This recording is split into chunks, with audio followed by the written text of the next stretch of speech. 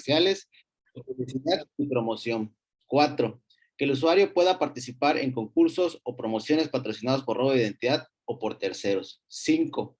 Participar en las encuestas puestas en práctica para evaluar y o proporcionar de manera más satisfactoria los servicios. 6. Generar bases de datos que Robo de Identidad MX utilizará para invitaciones o eventos. 7. Cuando los usuarios quieran hacer una compra o solicitar información, en caso de que no desee que sus datos personales sean tratados para las finalidades descritas, usted puede manifestarlo en el correo electrónico revista@robodeidentidad.mx.com. Se informa que no se realizarán transferencias que requieran su consentimiento, salvo aquellas que sean necesarias para atender requerimientos de la información de una autoridad competente, debidamente fundados y motivados. Para mayor información acerca del tratamiento y de los derechos que puedan hacer valer, usted puede acceder al aviso de privacidad integral en www.robodeidentidad.mx/avisos de privacidad.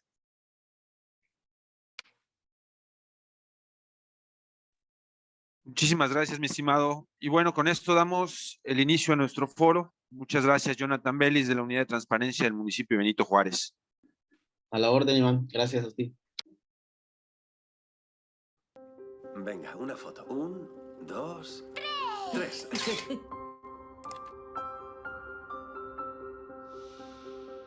¡Bien! ¡Muy bien! ¡Que te caes!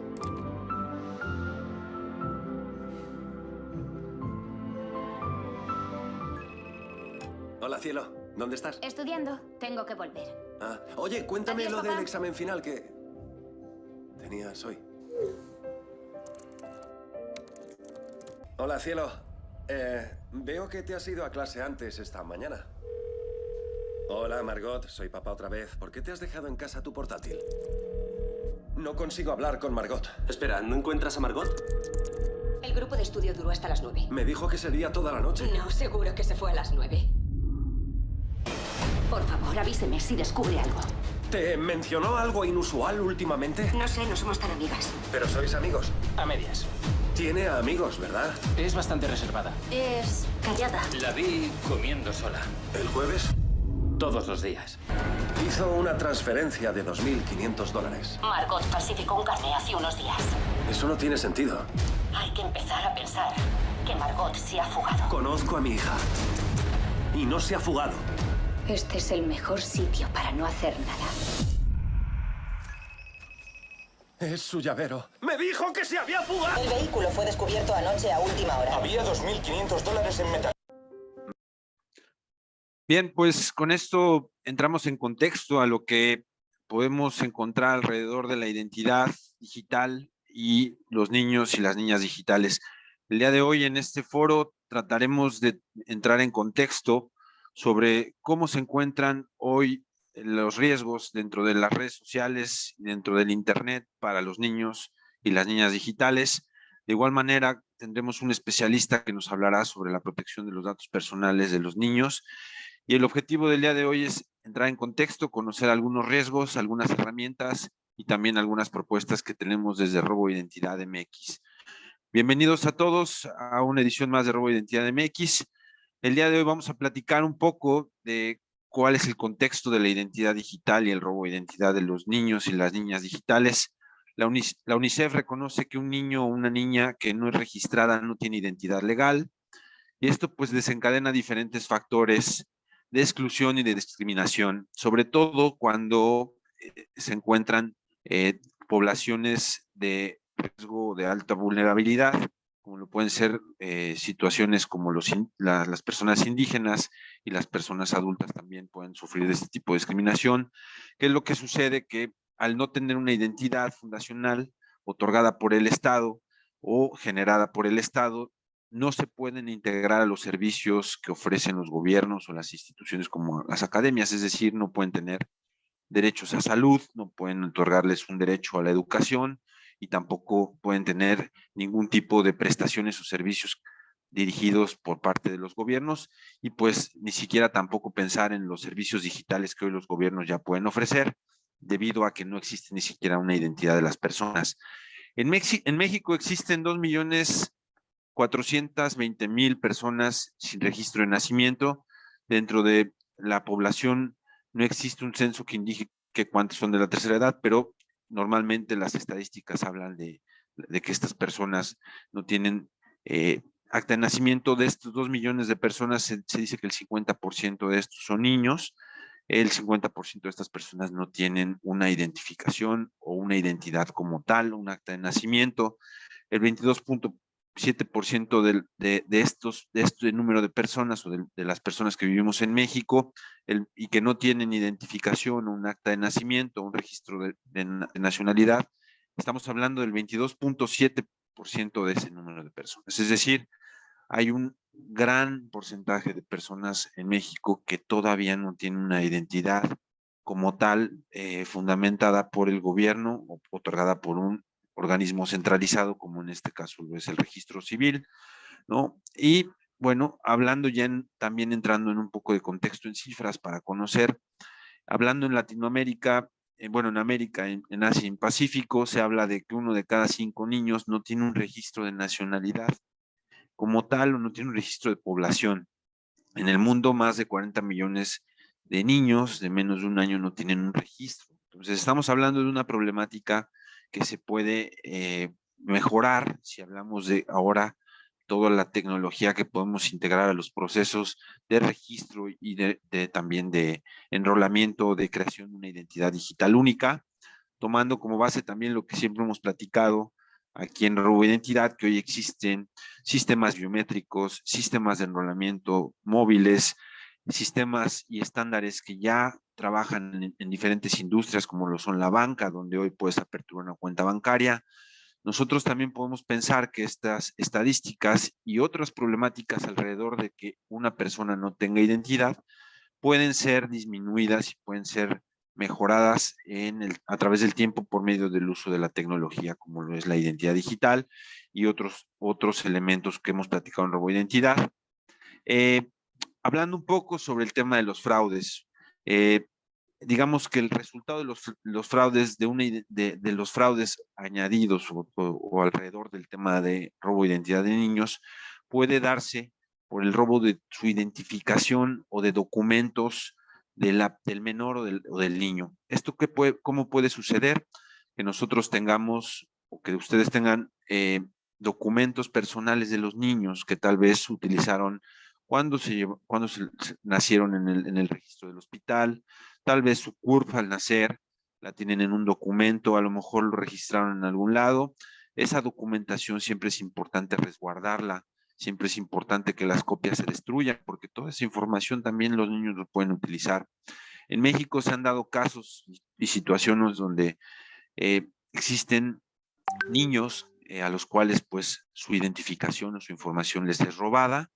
Esta información, esta identificación es almacenada durante cierto tiempo para crear una identidad sintética por personas o por bandas delictivas especializadas y dedicadas a este tipo de fraudes, esperando que los niños cumplan su mayoría de edad ya con ciertos históricos y posteriormente los niños o que ya pasan de la mayoría de edad y pueden otorgarles un crédito o algún beneficio, es suplantada su identidad y es robada su identidad junto con sus documentos. ¿Qué es lo que pasa? Que normalmente los jóvenes, cuando se dan cuenta de que tienen una identidad robada, es ya muy tarde y ya hay, por ejemplo, robos de identidad dirigidos a temas de fraudes bancarios.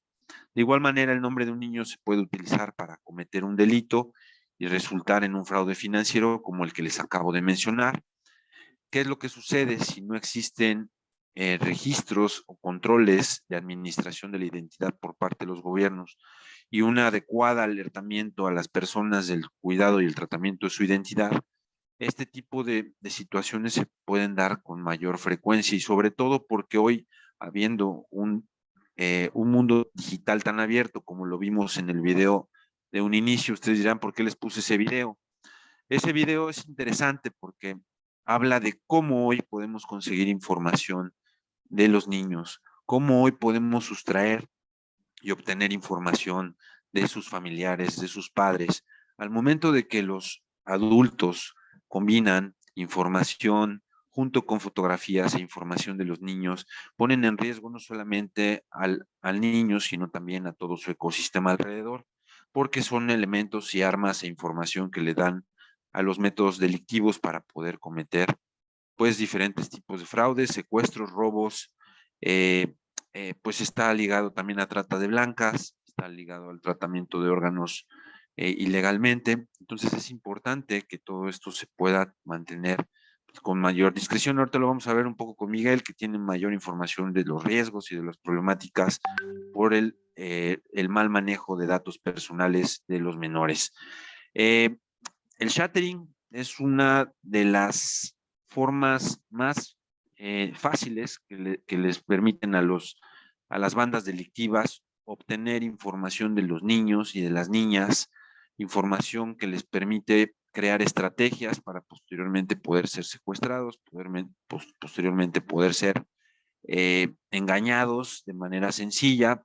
Son personas y bandas delictivas que ya tienen un pronóstico de ventas, que necesitan defraudar, que necesitan secuestrar, que necesitan hacer delitos alrededor de la obtención de datos personales y de la identidad de los niños. Por eso es importante que tomemos en cuenta que el compartir información en redes sociales, fotografías, eventos, la hora del baño, los cumpleaños, las fiestas, los amigos, en redes sociales los niños pues puede ponerlos esto en riesgo y sobre todo porque ellos posteriormente están a expensas del mundo digital, donde los menores en línea pueden entregar información de manera incorrecta, de dónde se encuentra el papá, cuál es el número de teléfono, un número de una cuenta, horarios.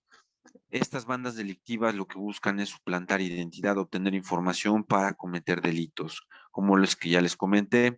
Como lo vieron en el video del principio, ahí se trata de un tema de un secuestro y de un asesinato sobre un menor, lo cual fue obtenida la información por medio de internet y por medio de las diferentes redes sociales que se utilizaban por parte del menor. También existe el ciberbullying, donde los niños pueden ser ser suplantadas su identidad y pueden también manejar un tema de bullying digital. Está el tema del sexting, donde pues ya los niños envían imágenes, videos, y esto es porque estas bandas también buscan que los niños se tomen fotografías, obtener información de los niños y poder crear este tipo de pornografía infantil que también está alrededor de los datos personales de los niños. Es por eso que nosotros recomendamos que tomen precauciones del uso y del manejo de la información que se transmite en los medios digitales el día de hoy. Nosotros desde Robo Identidad vemos que la identidad digital permite la inclusión social a los derechos humanos, a los servicios y apoyos sociales, es decir, la identidad digital permitiría que desde un principio los niños pudieran tener estos derechos y que pudiéramos analizar cómo son aplicados a cada uno de ellos y qué beneficios pueden tener. Desde Robo Identidad nosotros trabajamos en proyectos de 5 hélices, donde desde la ciencia, la academia, los gobiernos, proyectos sustentables, la industria privada y los gobiernos y la sociedad en general trabajan en analizar problemáticas como las que hoy estamos analizando con el objetivo de hacer propuestas integrales. El beneficio de la identidad digital, ustedes dirán, ¿qué beneficios tiene para un niño que él tenga una identidad digital? Pues podríamos regular o reducir la violencia y la protección de sus derechos, no solo en la parte digital, sino también en la parte análoga o de forma presencial. Se puede tener una inclusión a servicios y garantizar sus derechos y sobre todo a los grupos más vulnerables y zonas más marginadas. Por medio de la transformación digital y de la identidad digital, también se basan en proyectos de disminución de elevados índices de sobrepeso y obesidad que tienen que ver con el bienestar. Es decir, integrando la identidad digital, integrando un censo digital, se podrían conocer problemáticas como el sobrepeso y la obesidad. La inclusión educativa se podría medir y generar procesos de plan de vida y carrera, atender atender el volumen y la severidad de la vulneración de los derechos de los niños. Esto lo sabemos, la violencia doméstica, cuáles son los derechos de los niños que se deben de aplicar. Inclusive los padres a veces no saben cuáles son sus derechos de sus hijos, las desapariciones forzadas y buscar alejar a los niños del crimen organizado. Son puntos que nosotros creemos que la identidad digital infantil permite beneficiar. Es decir, hoy conocemos en México cuántas personas no desaparecen, cuántos niños, cuántas niñas no desaparecen todos los días, cuántas mujeres. Y la identidad digital biométrica, pues es una herramienta importante cuando se necesita localizar a personas y familiares en estos casos. Le doy la bienvenida a Miguel Rosales. Con eso damos el contexto para platicar un poco con Miguel Rosales. Él es jefe de la apertura gubernamental de la Unidad de Transparencia del municipio de Benito Juárez. ¿Cómo estás, Miguel?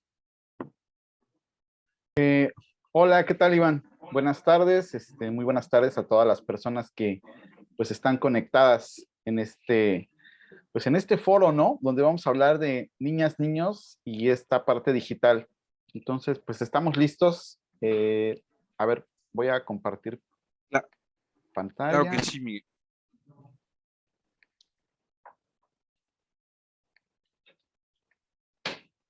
Ok.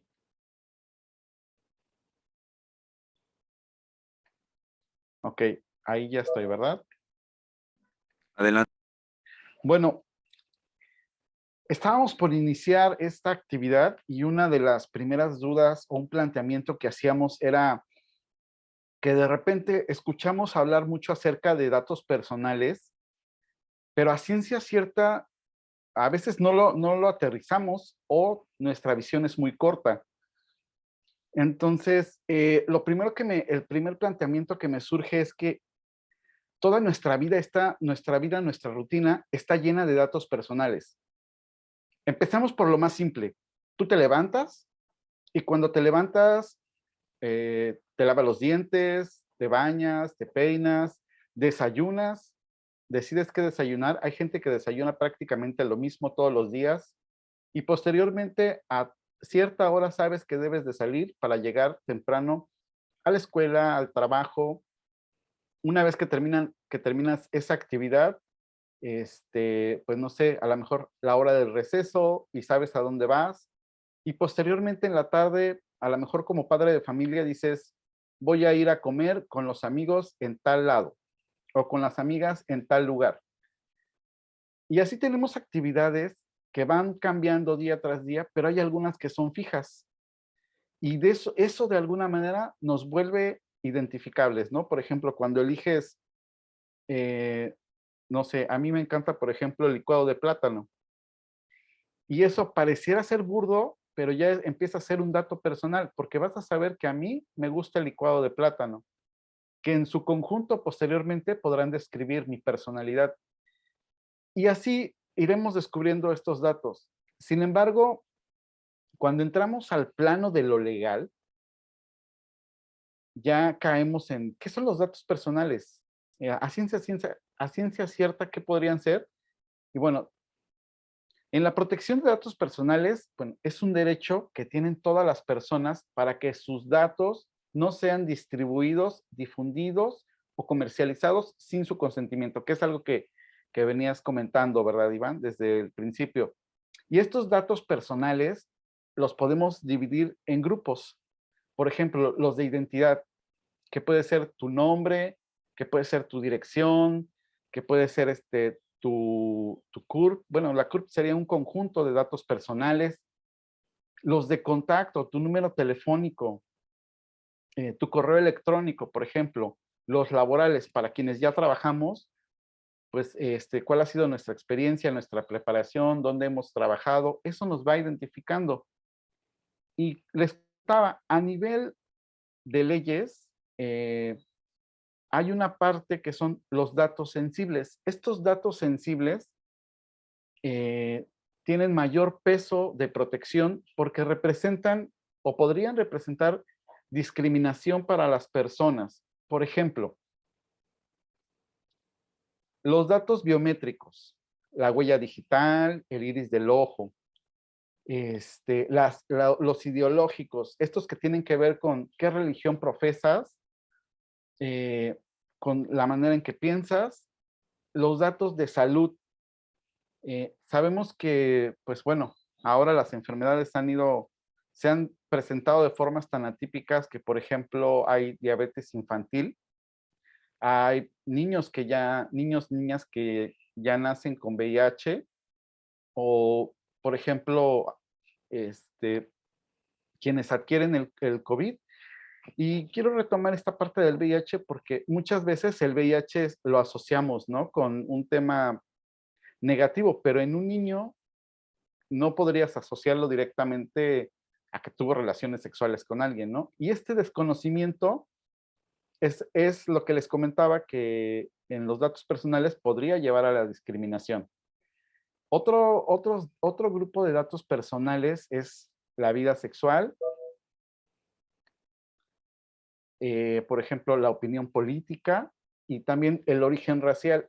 Es muy marcado en las escuelas, en los niños, hablar acerca del morenito, del blanquito, el que es como chinito, sobre todo aquí en esta parte, por ejemplo, de Quintana Roo, donde es como muy marcada la multiculturalidad, a veces se llega a dar este señalamiento, ¿no? Son datos personales que son muy evidentes y que pueden generar estas discriminaciones. Los adultos somos responsables de nuestros datos personales. Nosotros decidimos con quién compartimos nuestro nombre, nuestra dirección, nuestros gustos, y mayormente ya tenemos una conciencia más desarrollada acerca de qué queremos y qué no queremos compartir. Sin embargo, en los niños, niñas y adolescentes, pues esta conciencia no siempre está tan desarrollada. Y aquí la pregunta es, ¿quién protege los datos personales de este grupo? En los adultos, idealmente es uno mismo quien protege sus datos. Incluso voy a traer aquí a recordatorio, tuvimos una campaña que se llamó Tus datos, tu información, que estuvimos trabajando en la unidad de transparencia. En los niños, a veces ellos no logran identificar cuáles son los datos personales y comparten en ocasiones de manera deliberada información, ¿no? Y bueno, pero podemos hablar de que hay responsabilidad, por ejemplo, de los padres directamente. Ellos podrían responder sobre los datos de los niños. También en las escuelas hay como una parte de responsabilidad en los datos de los niños. Y también en menor proporción, o más bien proporcionalmente, los niños también cuentan con algo que se llama autodeterminación. Esto quiere decir que ellos dicen, contigo comparto, contigo no. Y es ahí donde necesitan el apoyo de un adulto. ¿Por qué? Para identificar plenamente qué sí pueden compartir y qué no. Tal vez compartir su nombre sea algo muy sencillo, sea algo cotidiano, ¿no? Normalmente para socializar, hola, soy Miguel, soy Iván, soy Jonathan, es algo que es muy cotidiano, pero tal vez como padres tenemos la responsabilidad de decir a los hijos, ¿no? Esto no lo puedes compartir a cualquiera o debe de haber ciertos parámetros. Niños, niñas y adolescentes tienen derecho a la intimidad personal familiar y a la protección de sus datos personales. La protección de datos personales es un derecho que está estipulada no solo a nivel del municipio o a nivel estado o en el país, ¿no? Está estipulado a nivel internacional a través de tratados y declaratorias. Entonces, es importante que podamos tenerlo presente. Y después de este preámbulo de los datos personales, llegamos a un punto en el que Internet se ha adueñado de nuestras vidas. Está en todos lados. Hablamos del Internet de las cosas. En todos lados tenemos Internet. Bueno, en el refrigerador, no solo en el teléfono, ¿no? Refrigerador, en el baño, en la cocina, no sé, hay gadgets para todo ya. Y temas de salud. ¿Y cómo vive, la niñez con este tema de Internet? Pues hay un acceso frecuente. Incluso muchos padres, muchas madres optan por que sus hijos tengan una tablet o un smartphone en donde están entretenidos los niños, las niñas, viendo contenido, consumiendo contenido, videos, música. y es muy fácil para ellos. Antes había un dicho que decía, este niño nació con la torta bajo el brazo, hablando de que era como algo positivo, ¿no? De que traía cosas buenas. Yo creo que ahora podríamos decir, este niño nació con la tablet bajo el brazo porque de manera natural la niñez adopta muy rápido la dinámica de las redes sociales, de poder navegar en plataformas de streaming, y lo hacen tan natural que para nosotros es impresionante porque llevamos un proceso en el que nos costó. Y bueno, la tecnología permite una conexión más rápida. Vamos un poco hacia atrás y, no sé, mandabas a quien nos tocó mandar una carta, a veces 8, 10, 15 días, y poco a poco se han ido acortando estos tiempos. A través de Internet podemos, justo como lo es en este momento, estamos teniendo una videoconferencia con personas que están conectadas desde distintos puntos y es completamente real, en vivo, y no requiere más que el Internet. También la niñez está viviendo nuevas formas de socializar. Hablábamos de que anteriormente, por ejemplo, las niñas y los niños tenían que ir al kinder porque era su proceso natural de socialización, era donde ellos se desenvolvían, platicaban y hablaban. Ahora no solo es la manera física, sino que han adoptado como manera real también hacerlo a través del WhatsApp, de las videoconferencias, las videollamadas, y es algo completamente natural para ellos y para ellas.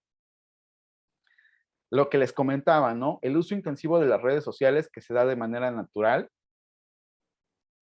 pero también viene la desubicación entre el mundo real y virtual. Hay una frase de un activista que decía, virtual es real, pero a veces también, pues el niño, la niña no mide dentro de esta dinámica de Internet qué tanto puede avanzar, qué tanta información puede compartir y qué tanta no. ¿Qué tanto te puede afectar en el mundo real el compartir algo que parece virtual? Esta palabra me encanta, la ubicuidad, porque Internet ha hecho que estemos en donde estemos, podemos compartir lo que sea, podemos estar conectados. Y prácticamente ahora también muchas empresas proveedoras de Internet han, por ejemplo, puesto los módems públicos en donde te puedes conectar compartiendo datos personales porque te piden un correo electrónico, por ejemplo, ¿no? Y desde ahí ya tienes Internet. Puedes tener Internet en cualquier lado. Básicamente en todos lados hay Internet. Y finalmente, no existe conciencia de la privacidad, porque la niñez ahora tiene tan de costumbre esta parte de poder tener videoconferencias que a veces no son conscientes del entorno. Por ejemplo, ahora que estamos aquí en videollamada, podemos ver el entorno de las personas. Bueno, salvo Iván, que tiene su fondo. Pero, por ejemplo, en mi caso, saben que estoy en una oficina. Ya vieron que tengo un aire acondicionado, tengo una planta. Y quizás eso no me preocupa, pero algunas veces vamos más allá, ¿no? Como niño te entusiasma el entorno en donde estás y pasas a compartir cosas como la televisión, el coche, el lugar en donde estás, el restaurante. Entonces, estamos perdiendo como esa parte, o más bien, la niñez está creciendo con una carencia de esta privacidad. Todo lo hacemos público. Ok, bueno, aquí en esta parte quisiera hacer como una pausa, tal vez, porque, pues bueno, muchas de las políticas que existen, voy a parar mi presentación. Ok. Y quisiera situarme en otro tema que también resulta relevante en la protección de datos personales para las niñas, niños y también incluso adolescentes, ¿no? Que es el tema de que se han creado muchas políticas que son androcentristas y adultocentristas. Están centradas prácticamente en una visión desde el hombre y desde el adulto. Y pocas veces se piensa en los niños y las niñas y cómo es su entorno. Entonces, hay como de manera frecuente una violación a la intimidad, a veces viene la parte de criminalización, a veces también normalizamos como conductas hacia los niños y, y bueno, se crean como estos juicios. Y este tema lo traigo a colación porque justamente somos los adultos quienes deberíamos de plantearlo, de plantear como la seguridad de los niños y las niñas. Y, por ejemplo, en el regreso a clases, siempre es muy común que los padres toman la foto con los niños y con las niñas. Y es de, vamos a dejarlo a la escuela. Y tomas una foto enorme donde tienes la fachada de la escuela, donde tienes el escudo del uniforme, donde tienes el rostro del niño o de la niña. Y es una forma en que se va exponiendo y vas dando información a los usuarios de tu red.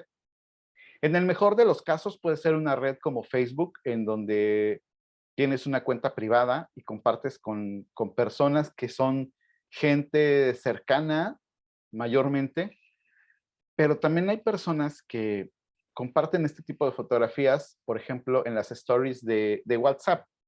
Y en WhatsApp no necesariamente todas las personas que están ahí son gente cercana, a veces son contactos de trabajo, a veces son, no sé, gente que conociste por alguna razón y que tienes que contactar, pero estamos dando mucha información y estamos dejando a un lado la privacidad de los niños.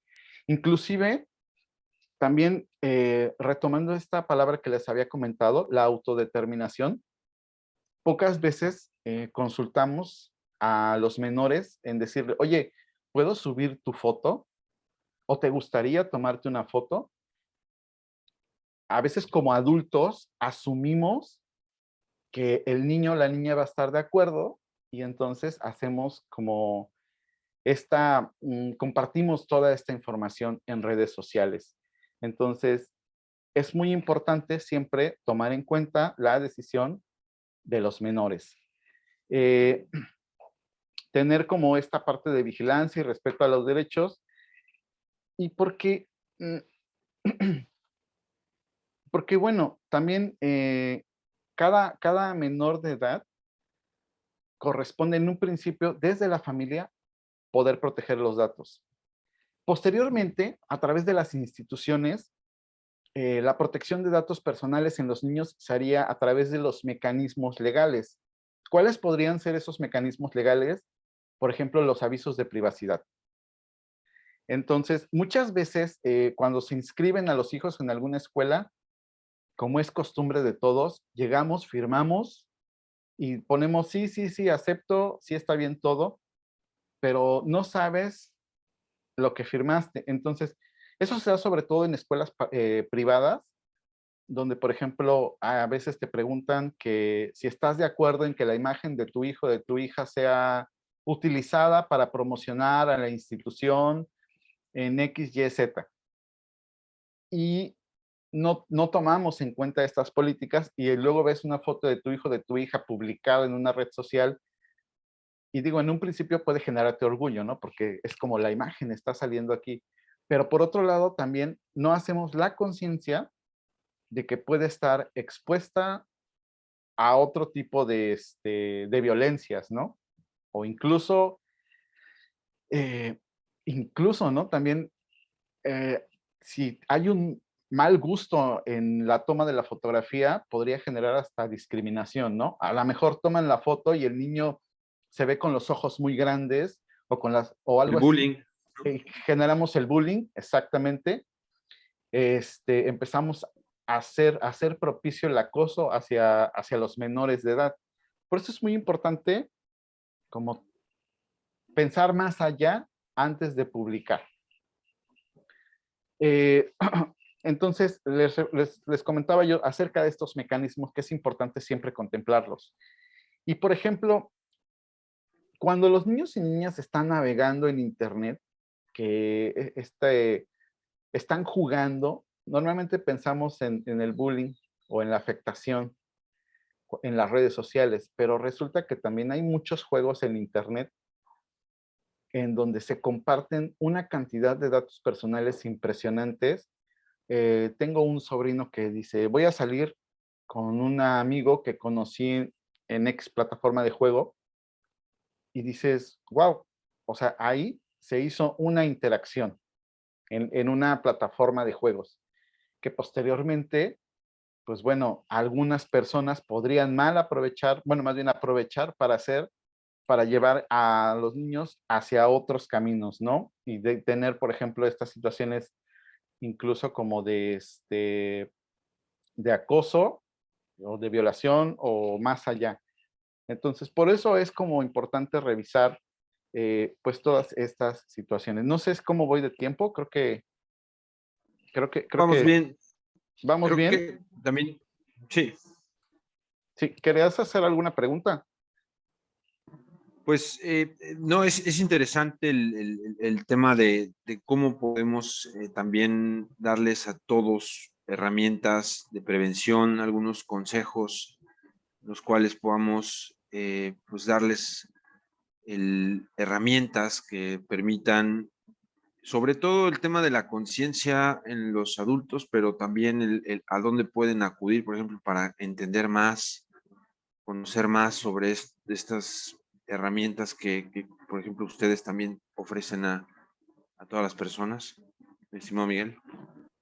Claro, mira, de hecho, bueno, la unidad de transparencia del municipio de Benito Juárez, tal vez muchos la puedan llegar a identificar o no la identifiquen, pero de entrada digan, pues la unidad de transparencia, pues seguramente se dedica a cosa política, a cosa que ni nos interesa. Sin embargo, aunque sí, bueno, el primer trabajo es pues hacer pública la información para toda la ciudadanía, es que en esos subtemas que existen está la protección de datos personales. Y es a través de este tema que hemos llegado a escuelas como por ejemplo secundarias y preparatorias, en donde abordamos, por ejemplo, el tema de la violencia digital. Cuando en algunas escuelas les hemos expuesto temas como el sexting, ¿no? Y tratamos de ser como neutrales, porque definitivamente en la adolescencia, pues uno tiene muchos pensamientos, quiere hacer y deshacer, y a veces aunque tú le digas a una persona no lo hagas, lo hace. Entonces, en ese sentido, pues es cuando decimos, ok, esto es el sexting. El sexting cuando compartes fotografías de tu cuerpo. Tú decides, ¿no? Si lo quieres hacer. Pero también, no sé si tal vez pueda parecer un mal consejo, pero insisto, en este sentido de mantener una neutralidad, les decimos, si tú lo vas a hacer, si vas a compartir fotos de tu cuerpo, tienes que aprender, tienes que asumir una responsabilidad de que esa foto posteriormente pudiera terminar en algún sitio que no sea de tu agrado. Y digo, pese a que ya hay leyes que castigan pues todo este tipo de acciones, simplemente a veces es imposible evitarlo.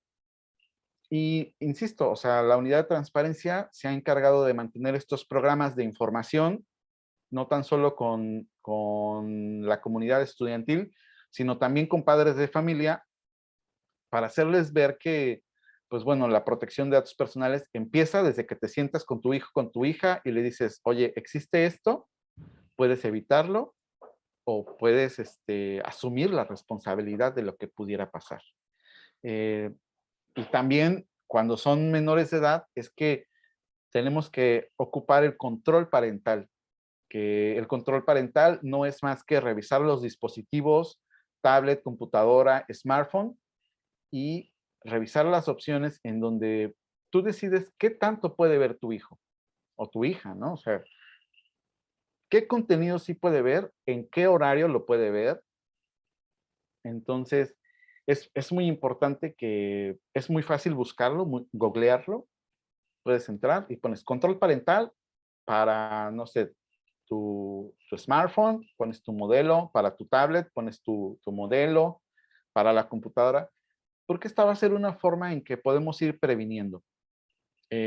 Y ante todo, digo, no es mi especialidad la rama de la psicología, pero sí que he visto en la experiencia de compartir estos talleres y cursos que lo mejor es poder hablar con los hijos. Entonces, cuando tengas una situación donde sientas que se exponen tus datos personales, pues una opción sería acercarse a la unidad de transparencia, si tiene que ver con áreas del municipio. Y por ejemplo, también está el IDAIPRO, que eso es a nivel estatal, si tiene que ver con cuestiones del Estado. Si tiene que ver con alguna empresa a nivel nacional, está el INAI. Otro mecanismo también es la policía cibernética. Ellos incluso están más especializados, ¿no? Porque pues van a tender a hacer la investigación para saber qué pasó en el acoso, en este tema de violencia digital que pudiera surgir, y son instituciones de las que deberíamos de apoyarnos para poder como aminorar las secuelas de no tener una adecuada protección de datos personales.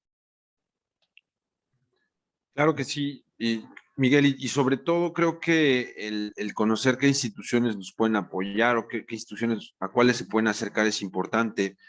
Otra cosa importante creo también es tener en cuenta que así como los adultos pueden llegar a ser vulnerados en temas de fraudes crediticios, en temas de suplantación de identidad y de información personal para la creación de cualquier tipo de situaciones como las que hemos visto en este foro, pues es importante resaltar que la introducción a la tecnología, el uso de la tecnología también es responsabilidad de los padres, ¿no? En estos casos, o de los adultos. La introducción de la tecnología a temprana edad debe de ser también, creo yo, Miguel, con ciertas reglas y con ciertos, pues ahorita hablabas del control parental, ¿no? Creo que también, no sé si ustedes tienen experiencia en saber o les han preguntado cuándo es importante introducir a redes sociales a los niños, cuándo se debe de hacer, a qué edad se recomienda, después de haber tomado talleres y cursos, ya se les puede entregar un dispositivo móvil inteligente. No sé, ¿qué han contestado seguramente en esas preguntas que les hacen? Pues mira, idealmente es que para que un niño o niña, incluso un adolescente, pueda integrarse al mundo digital con un smartphone, una tablet, y posteriormente en las redes sociales, pues idealmente debería de tener mínimo 14 años. Incluso, por ejemplo, Facebook te pregunta la edad, y también si eres menor de 14 años no te permite crear la cuenta, pero siempre viene en la parte de la mentira, ¿no? Y pones, no tengo 14, tengo 16.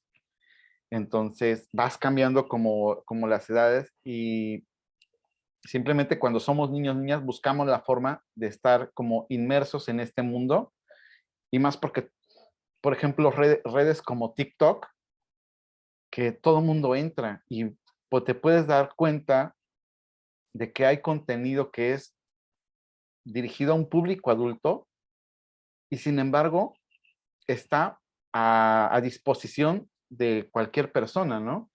Hay como que el contenido que es como más erótico, digo, no puedo decir pornográfico porque ese contenido se baja inmediatamente, pero es como un contenido erótico que está ahí para un niño o una niña.